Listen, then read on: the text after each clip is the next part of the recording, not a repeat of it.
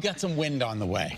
Yeah, this is not good. Not good. Tomorrow morning is going to be a rough start, a rough commute. 40 to 50 plus mile-an-hour winds are on the way, and that's just the gusts that are in the morning. Then we're going to get a little bit of a lull. Then the gusts come back at night. Not as bad at night as they're going to be tomorrow morning, but it's going to be a windy day all in all, and it's going to be wet. Yeah, I was going to say the rain, right? Oh. Yeah. We're expected to pick up about an inch of rain, if not a little bit more, in about a 3 to 4 hour time span tomorrow morning. Satellite and radar is dry. Today's going to be a gorgeous day, but there are some damp conditions out there. The roads are a little bit damp from a little condensation in the atmosphere. So just take caution. We're giving you the yellow light. There could be some black ice, damp roads, and temperatures below the freezing mark out there.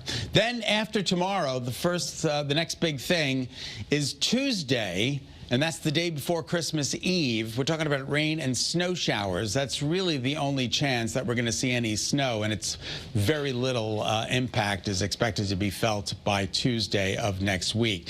But we do turn our attention once again to tomorrow. It is a first alert weather day. Rain heavy at times. Those winds are going to be gusting. That could create power outages and some downed trees. Unfortunately, it's not looking like a great day. Heavy rain, wind. There could be some minor flooding, some poor drainage flooding, some ponding on the roadways, but the heavy rain and the wind are cause for concern tomorrow during the day, particularly tomorrow morning. Mystic looking absolutely gorgeous. Futurecast, let's take a look.